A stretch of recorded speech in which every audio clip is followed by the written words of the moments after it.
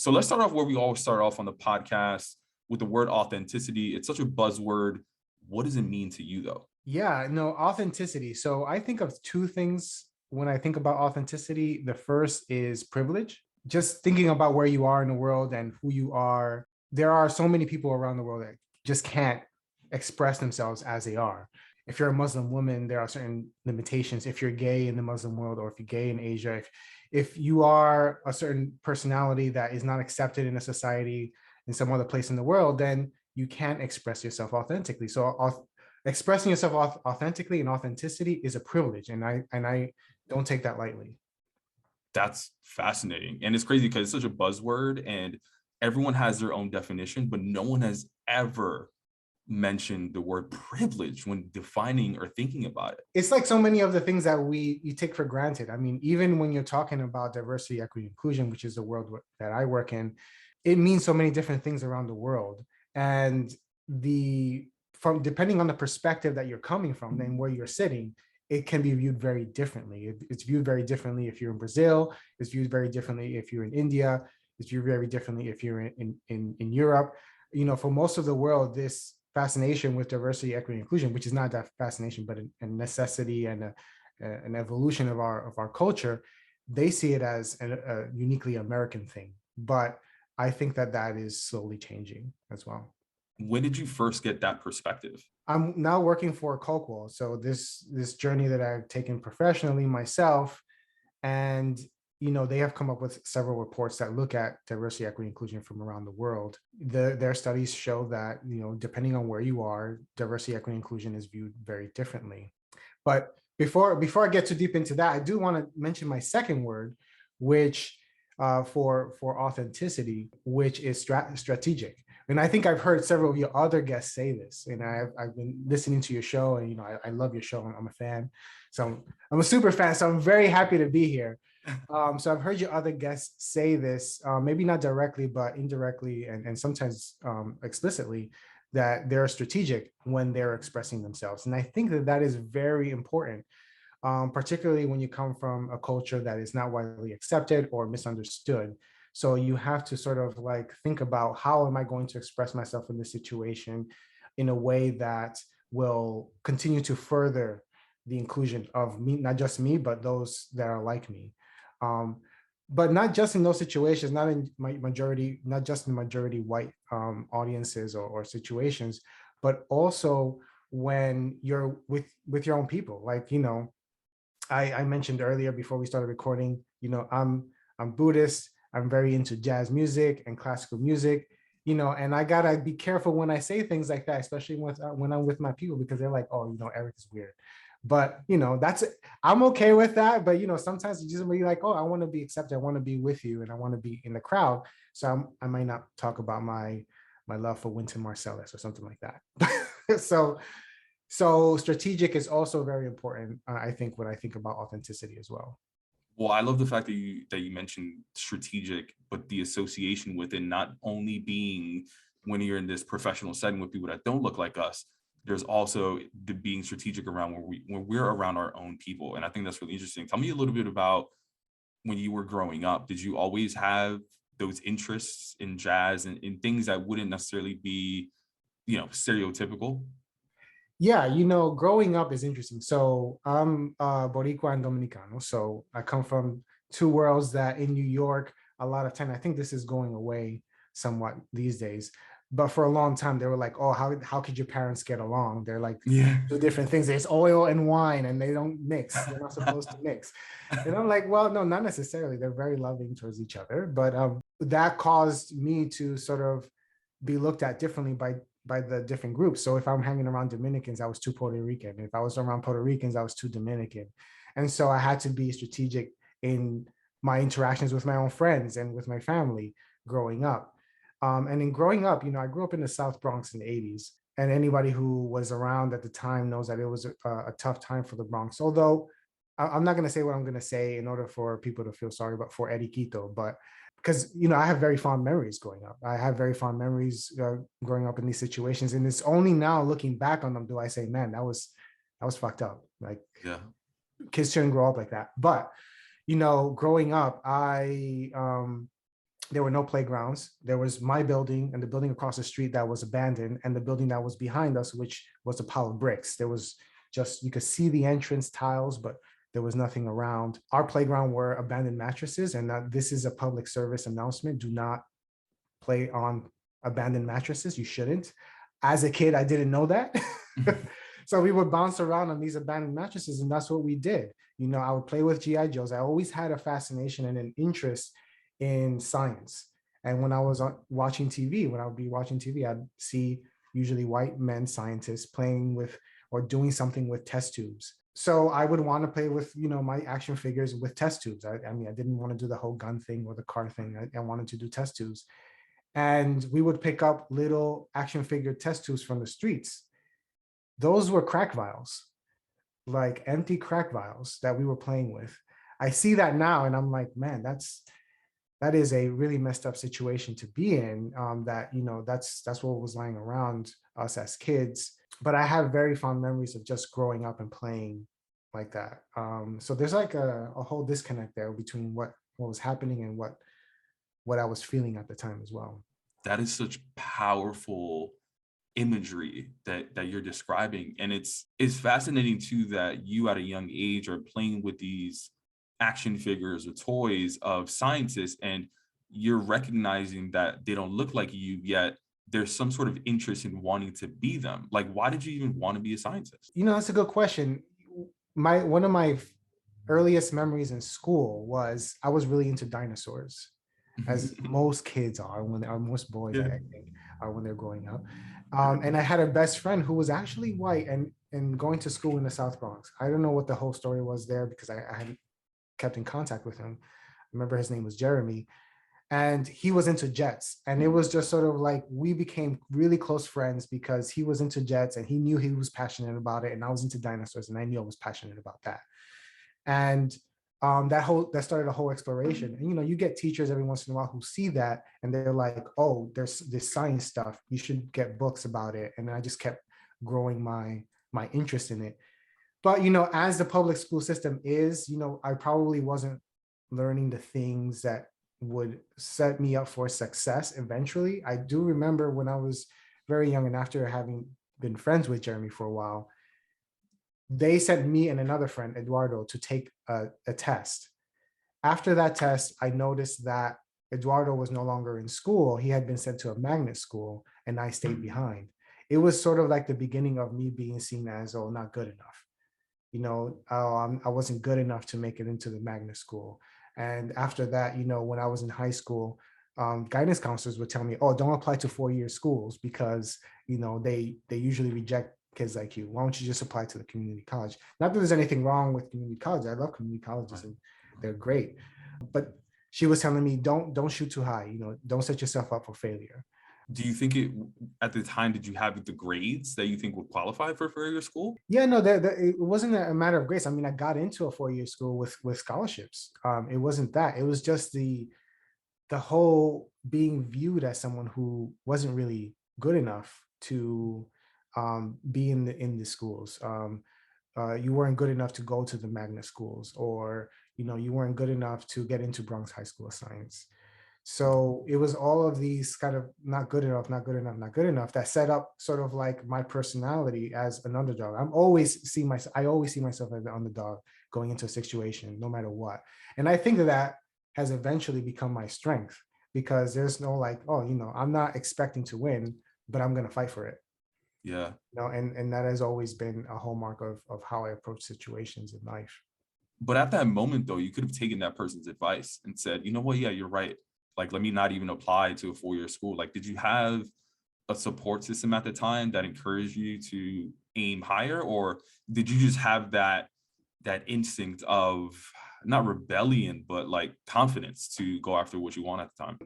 My parents are very loving and caring, and they always supported me and tried to encourage me to do whatever it is that I wanted to do. Like they may not have understood it, they may have not understood my taste or what, you know, a paleontologist was, but they were like, if that's what you want to do, Mijo, we're gonna be there for you. We're gonna back you up.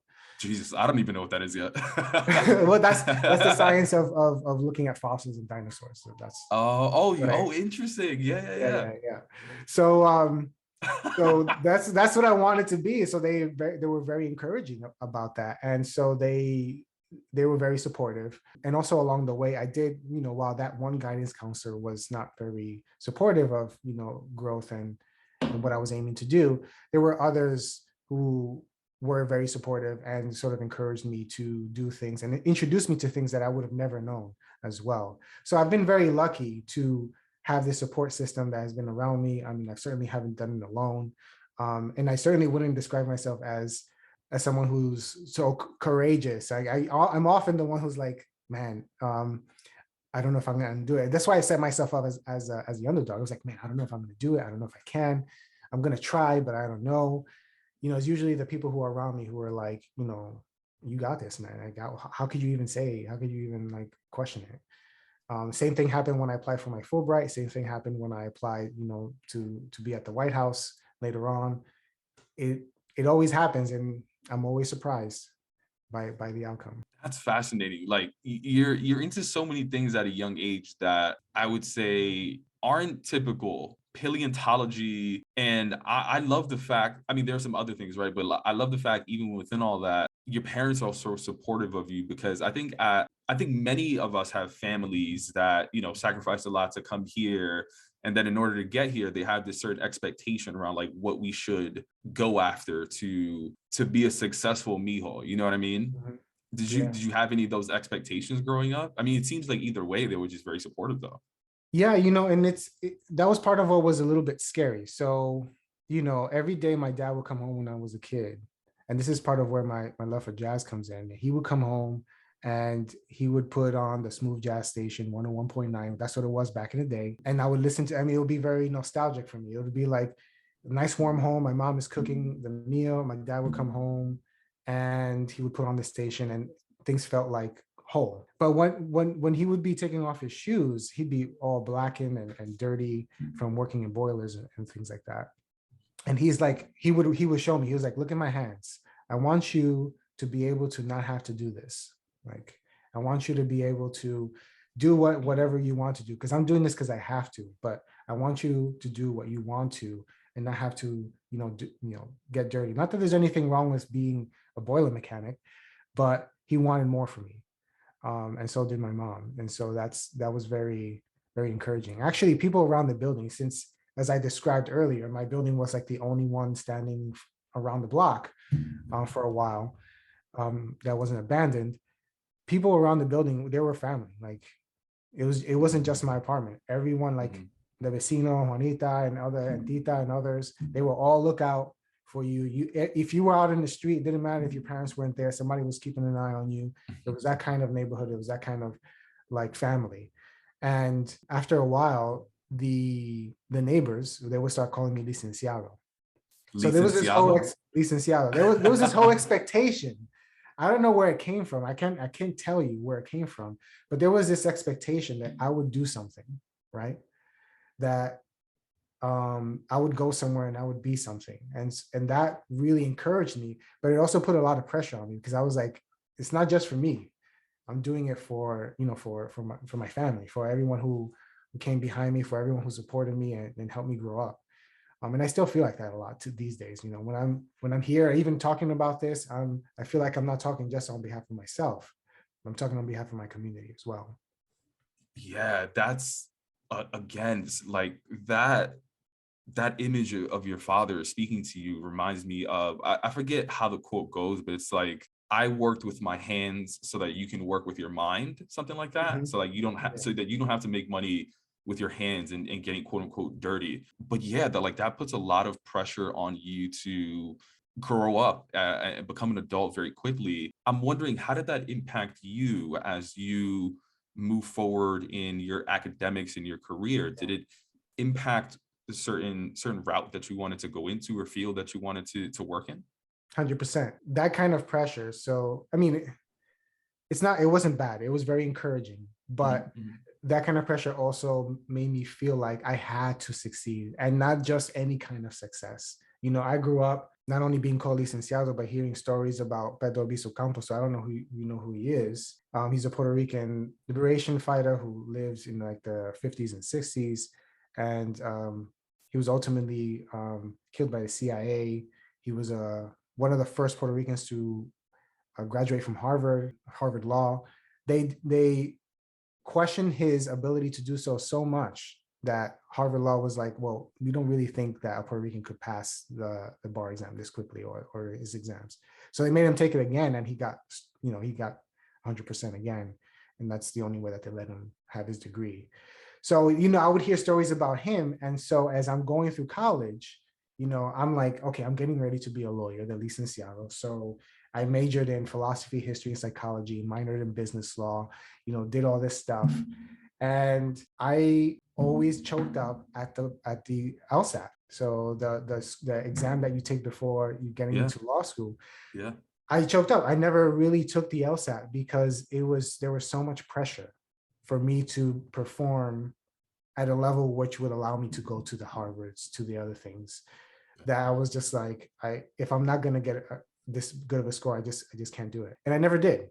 That was the effect of that. Wow. I don't really regret the route that I took, but that's what it led to ultimately. How did that feel at the time to just go through all of those emotions of hearing the stories, getting that nickname at a your early age, almost like in many ways, kind of like you're like a neighborhood prophet walking around, you know what I mean? And then, you go through all your academia and there you are sort of dealing with all these emotions of the LSAT. Yeah, it's intense because it's sort of like you feel the weight and you're like, man, if I get this question wrong, and that becomes the blinding factor. It's not that the question is hard or anything. It's just like you're going in a circle in your head. You're like, I see this question, it's hard, and therefore if I see it as hard, I'm going to fail at it or I'm going to get it wrong, and then it becomes harder and you get stuck.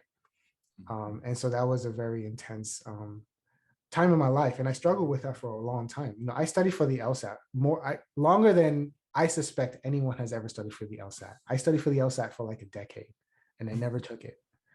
Never took it. I can tell you that I'm very good at games. I can tell you that I'm okay in the logic sections, but I've never actually sat down to take the LSAT because I've always backed away from it.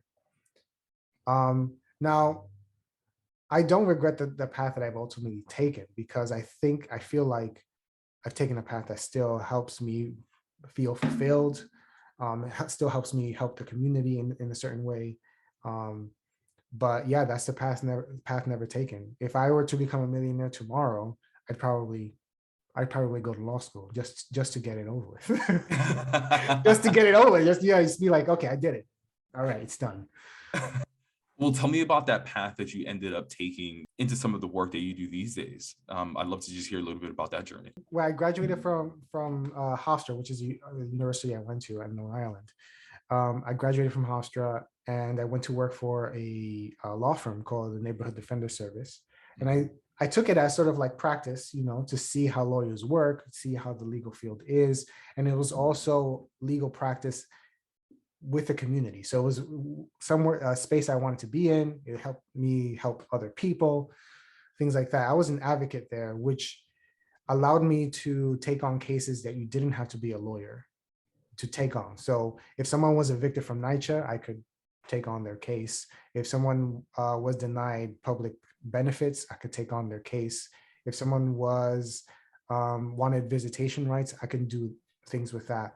And I had a 99% success rate. So I take on many cases. I lost only 2, and I still remember them. Oh, still haunt you. Yeah, they still haunt me a little bit. But and for those of the listeners that don't know what NYCHA is, it's New York City, essentially like public housing. So it's the projects. I grew up in the projects as well. So when I heard NYCHA, I still got the key from my mom's building. Yeah, a lot of memories. Yeah. No, and it's tough, because people would get evicted for holding an open container of beer or something along those lines, and then you have to prove that you deserve to be there. So you're already marginalized by society, and then you have to prove that you deserve this right, which is housing. But anyway, so what happened after that, after those 3 years, I was like, okay, I felt like I was a cog in the system. I felt like, okay, I was helping people and their lives were, changed in some way, or they were able to keep some source of normalcy. But then the next person will come with the same kind of problems. I was like, I didn't feel like I was solving any problems. I was like, I'm just a band-aid. And I was like, is being a lawyer going to help me resolve that? Or should I do something else, like get my PhD? I didn't really know. And I thought applying for a Fulbright would help me decide. What So I, what is the Fulbright? so the William J. Fulbright Fellowship or grant that they give to folks is through the State Department, and they give to folks to study a year or to teach English a year in another country. It's very selective, and so not a lot of people get it, but a lot of people who become like famous politicians, like many presidents and secretaries of state have been Fulbrighters. And so it's something that's seen as very prestigious. So I applied to that. And there was another, again, this is one of those situations where I'm like, well, I'm not going to get it probably, but people were around me were like, no, you have to do this and you're going to get it. And I did eventually. And I went to Hungary to study the segregation of Roma from the public education system there. So think about it like this. In Hungary at the time, it was sort of like the United States in the 50s, so before 56, before Brown v. Board of Ed. And there was legal segregation of the Roma. They would separate them into separate schools. I wouldn't even call them schools. It was like trailers where they wouldn't really teach them, prepare them for success in life and things like that. And just for context, the Roma are what people commonly call as gypsies in Europe. Got it. Okay. And so I was there to look at that. And I came across a community of Roma Buddhists that were doing this thing in the countryside to help integrate their communities. Actually, in that community, they had a case that was brought up to the Hungarian Supreme Court. And one of the lawyers that was there to advise them from the US was a lawyer that was on Brown v. Board of Ed. So he has since passed, but he went there to tell them how they did Brown v. Board of Ed here so that they can replicate that there. And that case was successful. So segregation was outlawed. But since then, the country has gone through several issues with the Roma, and not just the Roma, but migrants and politics and right-wing politics. I came back to the United. Go ahead. I was going to say, but in that outlawing, is that the first time where you didn't feel like a cog and you actually felt, let's say, powerful? Well, what the I work was you're doing? right. Well, I was there. I wasn't actually doing the work. I was an observer. So I was doing a study on like what was happening. So the Fulbright Fellowship is more of an exchange program where you're going to the country to bring in some US knowledge and culture, and then you also bring in back something from that country. It was established in order to create peaceful exchanges between countries, particularly the former Soviet Union, so that the US and those countries can form stronger bonds. But then it's all over the world. I mean, there are Fulbrights in almost every country around the world. There are a few exceptions. But yeah, so I came back to the US, and I was like, okay, I gathered all this knowledge and I had all these experiences. So what now? What am I going to do now with all this? So I decided to get my master's in applied social science. So it's a sociology master's, and I got that. At the end of that time in getting my master's degree, I had to do a practical assignment or a practical kind of applicable maybe internship or fellowship for everything that I've learned. And I went to the White House. So I was at the Office of Management and Budget at the White House for a little longer than a semester during the Obama administration, and then that's where I decided, oh, I'm gonna stay in DC. So that was the trajectory, and that's where I am now. I mean, I'm still in DC, and I'm still doing sociological research work, but particularly in the diversity and inclusion space. Fascinating. It must have felt powerful just seeing things go from theory into practice, into like changing things at the system level that you were striving for so long, right? Did that give you hope when you started working in DC? Yeah, it actually did, because when I went to Hungary and I saw this, first, the way I wound up in this community was because I didn't see anything in terms of outcomes for the project I was originally there to see. I mean, I left that part out because I didn't want to take up too much time with it, but I was originally there to look at the decade of Roma inclusion, which was 10 Eastern European countries coming together to look at how can we be more inclusive to the Roma. And this is mainly a move for them to look better to the EU because they were kind of vying for EU membership. And they want to be like, well, you know, we're better. We're not discriminating against the Roma. Just look at all we did. And so when I went there to look at the outcomes for that program, I didn't find anything. There was no work. No one was doing anything. And so I think there was a lot of blustering, a lot of rhetoric around what we could do, what we want to do, but not a lot of work being done. And so when I went to the community, I saw what they were doing. So I was stepping away from the government and seeing what the communities were doing for themselves. And that was much more impactful. And so I could see communities can do a lot to make changes with their situations and with things that are keeping them marginalized. Actually, one of the most impactful things while I was there was sitting in the classroom and just observing how students were learning. I was kind of a distraction while I was there because a lot of the students, when they heard I was from New York, they want to talk. And they wanted to ask me, they were like, oh, are you from the Bronx? Is it like that Jackie Chan movie? And I was like, not really. What movie? Rumble in the Bronx. Oh, Yeah, they were like, oh, is it like that Jackie Chan movie? I was like, no, it's not really like that. But they really were curious. And they were like, oh, do you rap? They were asking me questions. And then I was like, no. But I was there watching and I was like, bro, you're just like what I was like when I was a kid. And that kind of like formed a bond. And I was like, how can people just treat other people like this? Like, you know, not giving the resources. And I was thinking about myself, like the government and people within this country were actively working to keep these guys down. They were actively working to be like, these guys are not worth the resources. They don't want to learn.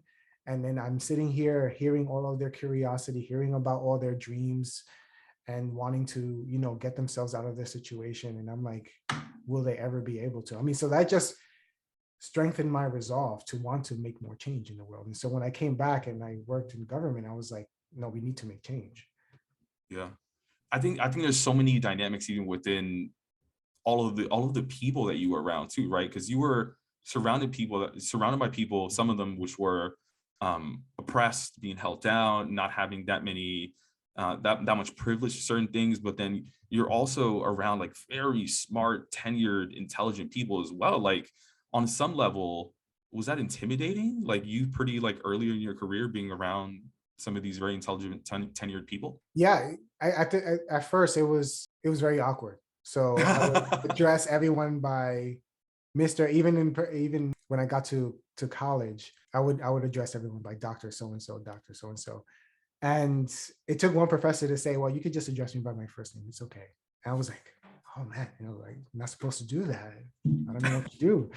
It was very intimidating because, you know, not because I thought that they were smarter. I never necessarily thought that. I thought that there was a lot I could learn from them. There was a lot that I didn't know and I wanted to learn from them. I didn't want them to see me as someone who wasn't worthy of learning from them. That was my fear. I was like, please don't stop teaching me because I want to learn. That was my fear. My fear was that I'd be viewed as the stereotype that I know some people see when they hear, you know, brown kid from the South Bronx.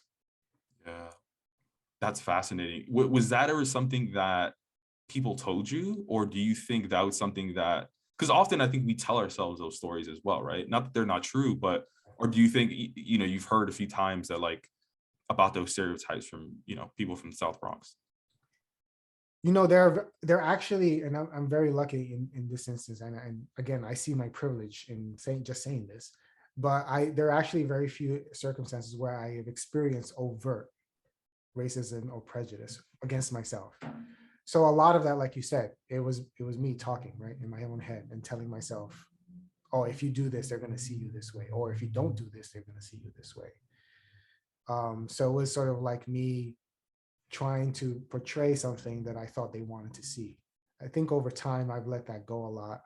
I'm much more comfortable with myself now. But growing up, being in college, and a lot of time after that, I was very afraid of that. Yeah, no, 100%. And it's very important to mention, because I remember when I first started going to therapy, I would say certain things like that to my therapist. I was like, this is what's going to happen. And she asked me, well, like, how do you know? And I was like, what do you mean? I was like, because I know, like, this stuff happens. She was like, well, have you ever said it before? Like, and then she essentially educated me on the idea that a lot of the stories that we tell ourselves are typically like worst case scenarios, but most often than not, they're like stories that we frankly just make up, right? Like, we need to go out there and actually seek data in order to confirm or prove that that story isn't true, right? So I do the same thing. So I just want to empathize with you there. But it's interesting too, like even when talking about the Bronx, like on one side, there are like the children that you're interacting with and the students that not necessarily saying it like in a demeaning way or like a bad way. They're just saying, they're comparing it to a Hollywood movie, right? Which is strange and is like very different to like the story that you have in your head about the Bronx. But I'm wondering too, like even as you move throughout your career, I'm sure the questions come up like, where are you from? Where did you grow up? What did your parents do? Like, did you shy away from some of those conversations early on? Yeah, I would say so. I mean, I would often say New York. And, when I was in Hungary specifically, during a different presidential administration, I would often, I might even say, so this is again the strategic part of the conversation. In Europe, I would say I'm Dominican. Interesting. So that, because people were very upset with the then George W. Bush administration, and the Iraq war, and there was a lot of upset about that. And so in order to be like, in order to not elicit any bias or prejudice against me as a person who's there to not engage in those kind of conversations or just be treated respectfully, I would say I'm Dominican. But as time goes by, I don't think that I would shy away from saying where I'm from, even if it elicits difficult conversations with people. There's still prejudices about the Bronx and what the Bronx is and who comes from the Bronx, you know. But I think it's important to have this conversation. I know now that it's important to have those conversations because, like the kids then asking me if it's like the Jackie Chan movie, they're only saying that because that's all they know. Yeah. So in order for that to be broken, I have to talk to them and tell them what it's actually like. Otherwise, they're never really going to know. They may never have the opportunity to go to the Bronx. They might never have an opportunity to meet someone like me who's from the Bronx. So I would have to tell them what the Bronx is like if they were able to know. The only way to reshape that perception is to provide the representation that's missing, right? Like, Right. and Right. by you saying certain things, like, yeah, like you are now the face in someone's mind around what a certain thing represents. I'm curious, like, what were certain things that people did say to you that made you maybe not want to share certain things about where you were from? Well, there was that whole episode in high school with the guidance counselor had an impression on me or had an impact on me. So I would oftentimes think, well, if I tell someone where I'm from, they're gonna think that I don't know what I should know, or they're gonna think that I can't do certain things, and so I might just say I'm from New York if I'm not in New York already. Um, or something along those lines. So that's kind of where I was coming from at the time with those kind of questions. Where are you from? Unlike a lot of your guests, I don't have a lot of experience working in corporate America. So for my job, I've Yeah. never really had to confront that because I worked for nonprofits almost my entire professional career, and in nonprofits, there's a lot of exposure to people of color. There's a lot of exposure to um, different communities and different backgrounds.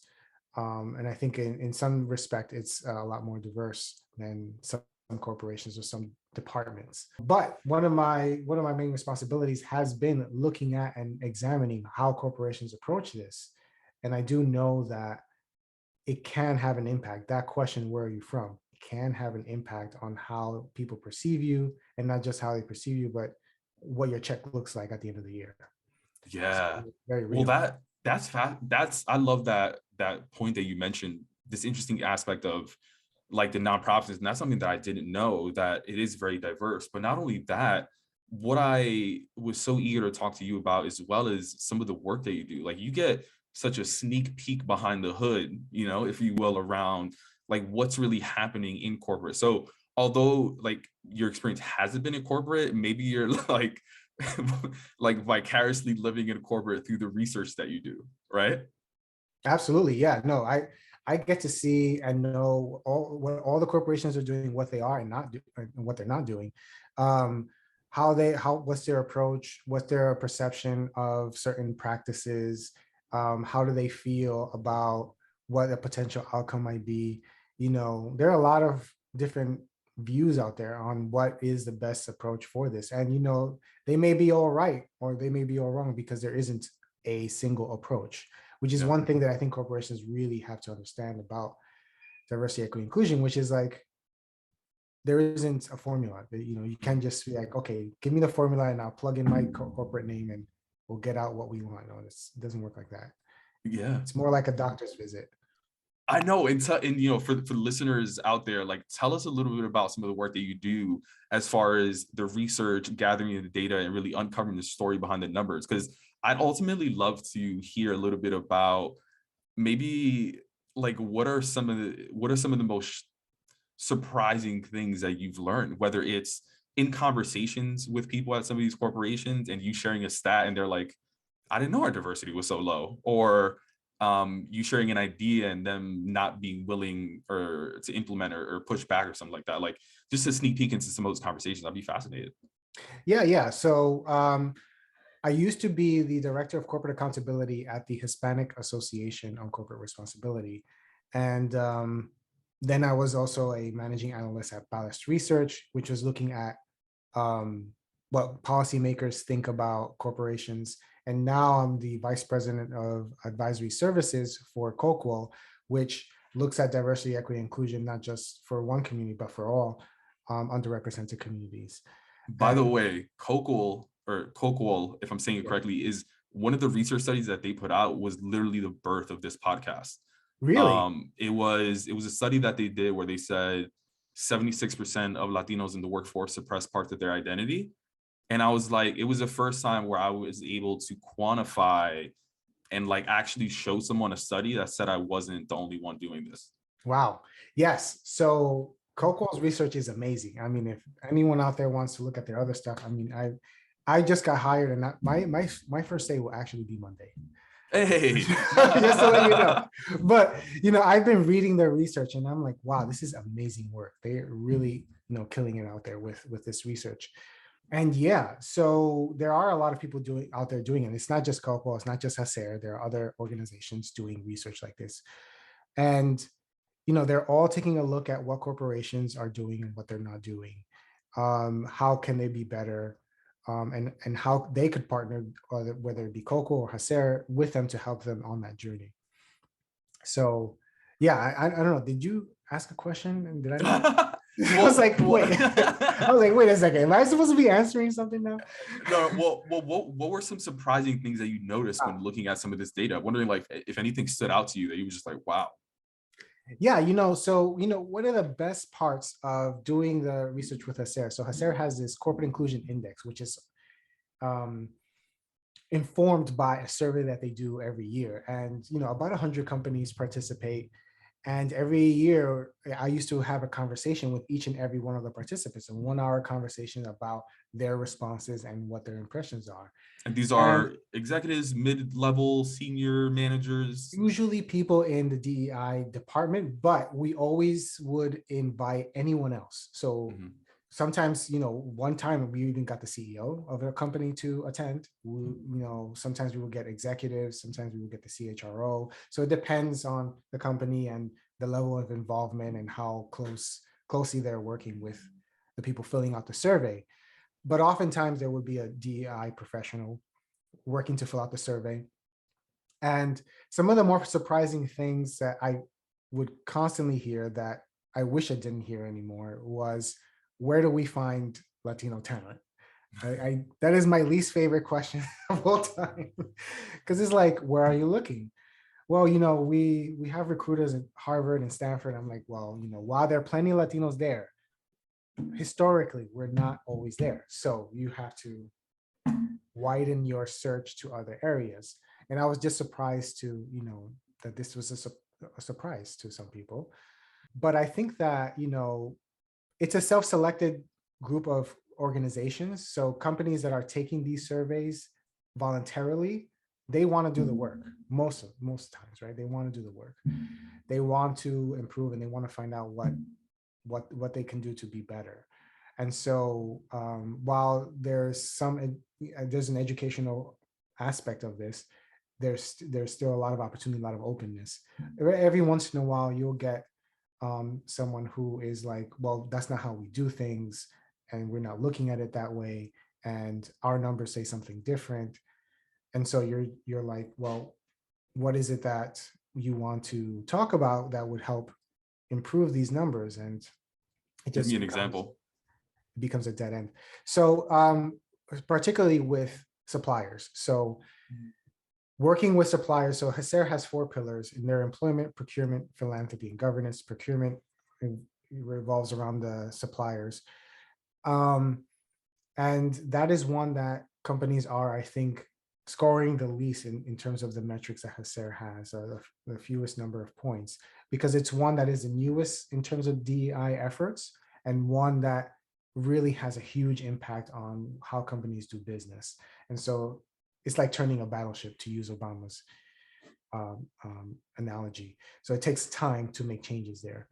But oftentimes we would get a similar question, which is like, well, where do we find the Latino businesses? And then we would give them some suggestions. And then it would be a question of, well, they're not ready to do business with us. So it becomes a dead end. So it's like, oh, we would love to do business with Latino small businesses and suppliers, but they're not ready for us. They're not big enough. They don't have the resources. And so it becomes a question of like, well, do you want to do business with Latino suppliers? They're like, yes. So then you have to sort of build them up. A lot of corporations that have been very successful in this area have been bringing up businesses slowly over time, helping them build up to a point where they can do multi-million, multinational contracts. But that's never going to happen if you're just going to look and say, oh, well, you're not ready. Let that be the end of it. That's a whole other side of diversity and inclusion that I think people don't even think about, right? I think mostly when people think about DEI, they think about just the hiring of employees for, let's say, traditional roles, right? But an organization has like millions of dollars being spent in so many different areas, right? So where, I mean, they have agencies for like so many different things, for example, that they outsource, right? Because not everything is done by specific employees. I think most people wouldn't even think about supplier diversity and them hiring and outsourcing talent, that being an opportunity to diversify their spend as well. Oh yeah, oh yeah. Well, think about it. What businesses are going to be the ones to contribute most to the community? Is going to be the businesses that are in that community. So you really want to contribute to it. If you're thinking about, and if you really want to make, generational change within a community, you have to support the businesses within the community. You have to help them grow, help them become better contributors within their community as well. It can't just be the big corporations always giving dollars to small communities. Those businesses can be more meaningful, more connected contributors within the community, which is why not just procurement, but philanthropy is very important as well. Where are you giving your dollars? How are you contributing? What kind of contributions are you doing? Is it a meaningful exchange? Are you going there just to throw money at the community, or are you partnering with the community, asking them what their needs are and providing those needs? Those are all things that are very, very important that companies are just like, oh, didn't know that. And I was like, yeah. Yeah. Well, I think a lot of people don't even know about these indexes, right? I mean, there's often the question, like a lot of the content that I put out there is just through my experience in these various corporate spaces. But a lot of times I get questions of, well, like, how do I even know what company is good at DEI, right? It almost provides some accountability to certain corporations to, just like they want to see their stock perform well, like in certain ways, they want to see themselves do well on these indexes so that people that look like you and I would want to work at these corporations. And it's like, there are a ton out there, by the way. There's, there has their Coqual has the Black Equity Index now. Diversity Inc. has something. There are a lot out there, and any Google search will turn out a ton. Yeah, companies really want to know what where they are and where and how they can get to where they want to be. I think that has changed, obviously, especially within the last two years, ever since 2020 and the events following George Floyd's murder. But companies need to really see this as an annual checkup, just like you would go to the doctor to check up every year, where you are. It's not necessarily because you want to get perfect ratings or perfect eyesight. Your doctor eventually is going to tell you something is wrong, because we're human and our bodies break down. Yeah. Your systems will break down too. If you use them long enough, they will become outdated, they'll break down, and you have to do something to bring them up to date. And that's what these indexes provide. They provide you with a checkpoint for where you are and where you could be. But it also tells the public, your stakeholders, those who are your customers or your employees, where you are and where you could be too, because you need accountability. There are people who can go to the gym every day and just be by themselves and just like be that disciplined. But I'm the kind of person that needs accountability. I need a buddy. So, these indexes provide you with a buddy system where, your stakeholders will hold you accountable if you're not performing where you could be performing, and provide you with some ideas, perhaps, with how you could improve, which is not a bad thing. And I think companies are terrified. They're so afraid of not appearing to be perfect. There are some companies out there who sometimes don't even want their ratings published, or who don't want their names published, because if it's not a perfect score, we don't want to be out there. And well, it's not about that. And just participating and being part of this process says a lot about you and what you're willing to do. But I think they miss that oftentimes. Tell me about some of those conversations and some of the fears that come up. Do they share well, we're, if we get below a 3, then no one's going to want to work here? What are some of those conversations like? Yeah, no, it's exactly that. It's sort of like, oh, if it's not a perfect score, it's not on brand.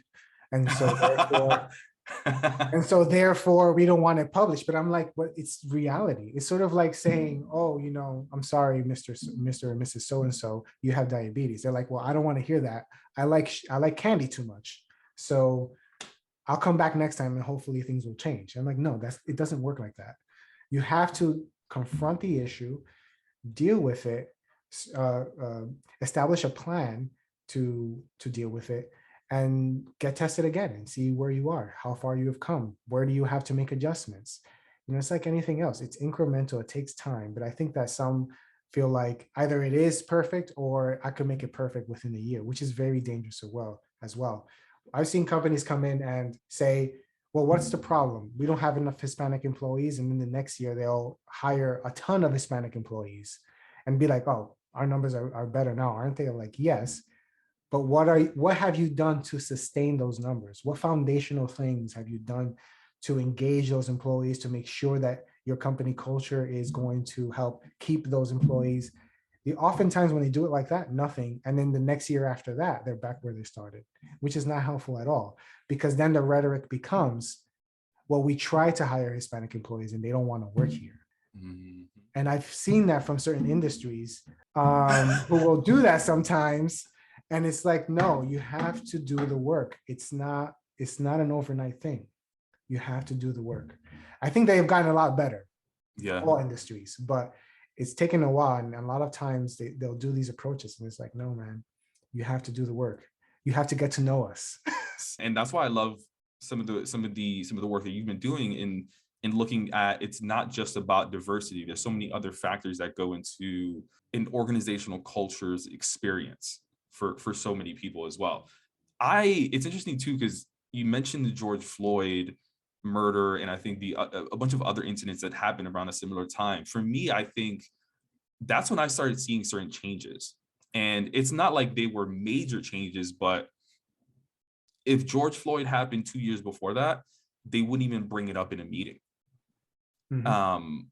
And after that, I literally heard diversity being brought up in every single conversation, to the point where I became suspicious almost. I was like, why? This is weird. Like, my managers all of a sudden like asking me how I'm doing and if I feel included and stuff like that. And what happened was that, speaking of accountability, I found out that managers started to be graded on how inclusive or included their team felt, right? So going back to accountability, now that it's impacting people's bonuses and their performance reviews, now people started taking action. Like, not that I don't think a lot of people are still doing performative actions, but I am starting to see an association between D&I and actual like payment and bonuses. I don't know if you're seeing like similar trends as well around accountability. Yeah. One of the questions that has been asked on the CII for over a decade, I mean, goes back to 2009, is how is your compensation tied to your diversity inclusion metrics and goals? It's always been asked, but like you said, for a long time, there's been no traction there. No one wants to be connected to it. Part of the reason for that is that people were still confused. And they were confused only because they weren't doing the work, but they were confused about how exactly do we do these metrics? Do we want to put a quota for different groups? That doesn't make sense to us. How do we tie that to bonuses? If there isn't a number, if there isn't a quota, what are we looking at? So I think they were very confused about how to integrate things. But I think after George Floyd, and you're absolutely right, before George Floyd, there were other instances, Trayvon Martin going on forward, that people would not bring it up during conversation at work. And now things have changed. And I think things have changed because there have been more and more companies moving towards tying compensation to these metrics, to these goals. Look, it's a capitalistic society and money talks. We're fooling ourselves if we think that there are other reasons we're going to work that's not a paycheck. As much as you may love your job and the people who work around you, if they weren't paying you, you wouldn't go.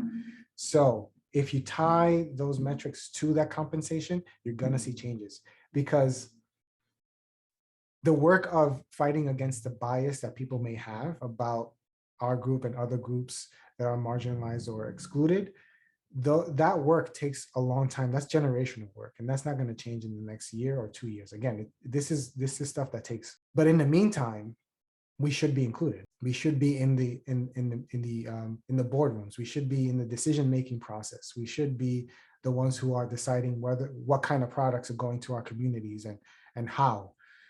These are all things that are important decisions that we should have a say in. I love that. And let's end on a positive note. What's something that you've seen in the data in your work that you're encouraged by for our community?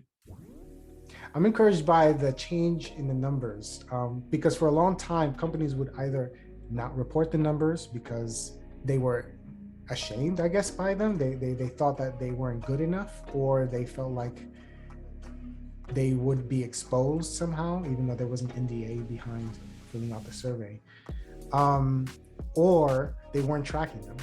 But I think that now companies are really doing the work and tracking these metrics, looking at the communities, trying to figure out how to improve those numbers, because it's not just about the numbers, but okay, now that we know where we are, how do we get to where we want to be? And there are some companies that are superstars out there at, they're already at the top of the game. They're already scoring 5 stars in the HACR CII, and those companies are listed. If anyone wants to look at last year's report, there are companies out there that are 5-star, and they don't stop. They're like, how can we get better? I see we are 5 stars, but there's things that we can improve. Tell us. And those are the companies that are going to be ones to watch out for in the future.